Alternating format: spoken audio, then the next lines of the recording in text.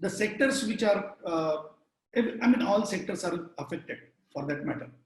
Uh, and what I have done is I have taken two kind of views. One for the normal businesses and one even for the opportunities for the startups in that space.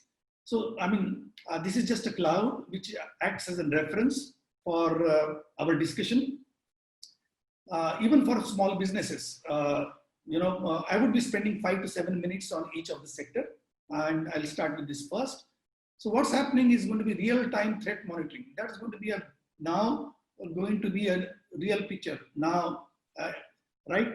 Whatever we could see at the airports in terms of physically checking, in terms of whether are you carrying any kind of hazardous material or any kind of product, but now it will be real-time monitoring of biometric also, biometric, even your health parameter, your temperature, your respiration. I mean, they will now everywhere you go, this will be an opportunity where if you can provide a real-time health monitoring as to who is entering, what's happening at the airport or at the hotel or at any particular office facility, that's going to be very, very interesting.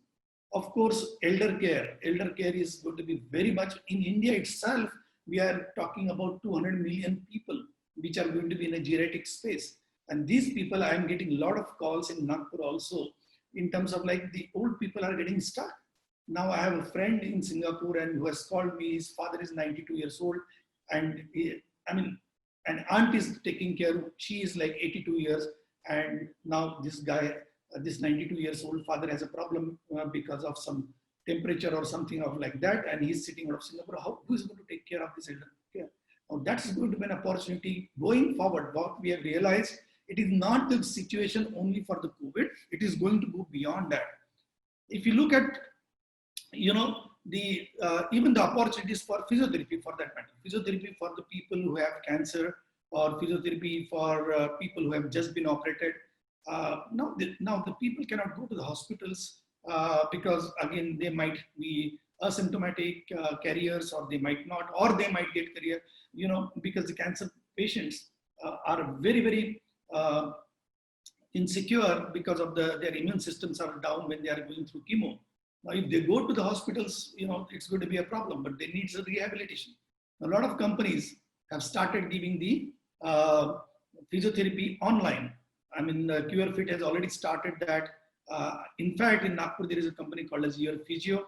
And this Your Physio, I am taking sessions. Every day there is a 1 hour session, which is on the Zoom, and they will share the screen. They will share the kind of animation in terms of what exercises I need to do.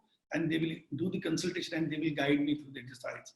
And now, because of this, now they have got patients sitting at Nagpur, they have got the patients from metros, from Delhi and Mumbai. And now, last week, they told me they started getting patients even from US. So that's where they were just physically located in Nagpur. They had physical centers and they just, use this new channel in terms of the, online. And now their business probably now, and as we can say, though they have not scaled to that extent, these are the initial days, but that's where now this, their boundaries are not there. They can go to metros and all those things. Now, a lot of stuff is going to be for PPE for professionals. Now, these professionals are going to be worried whether they are judges, whether they are lawyers. What's going to happen is they are also going to wear the protection equipments, personal protection equipments. They really want that kind of safety because everybody is going to be worried. There is going to be opportunity for low-cost ventilators.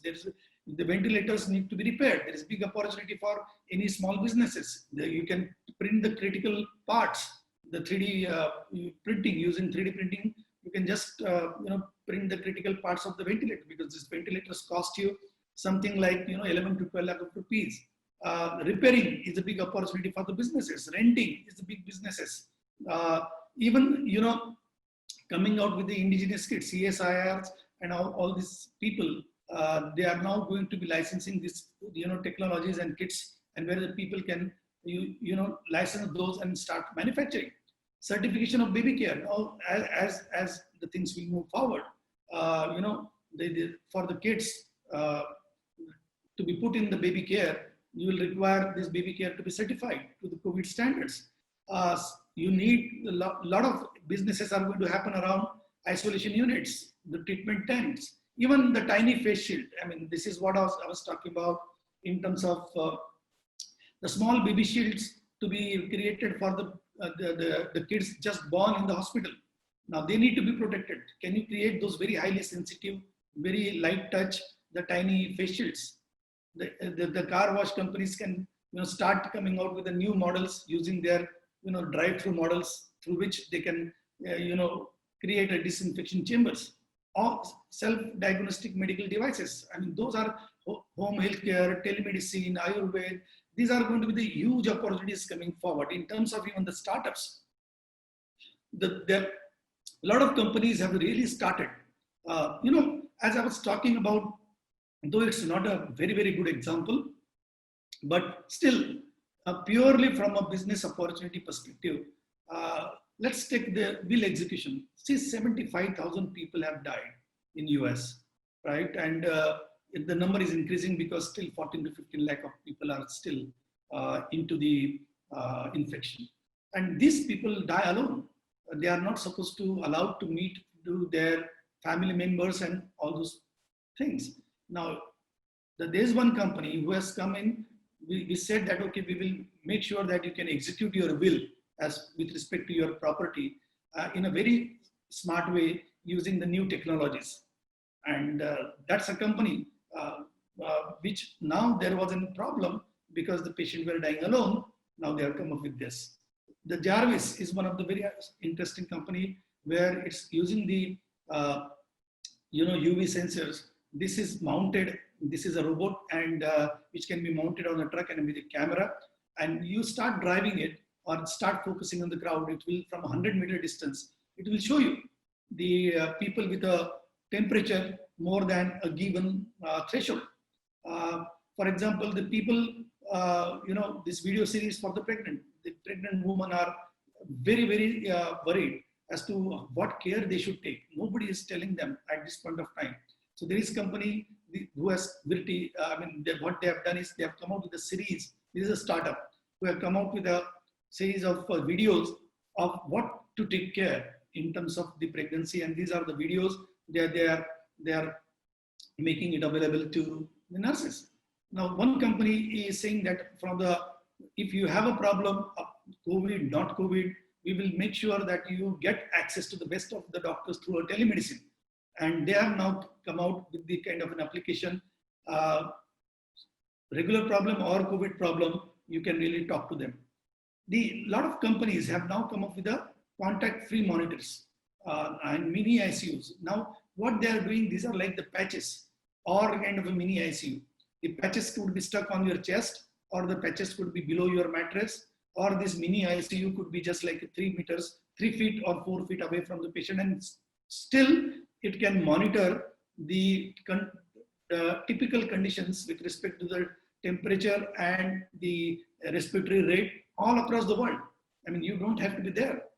There is a company called as Microbiome, which is like, with respect to specific to your gene combination, what could be the better treatment?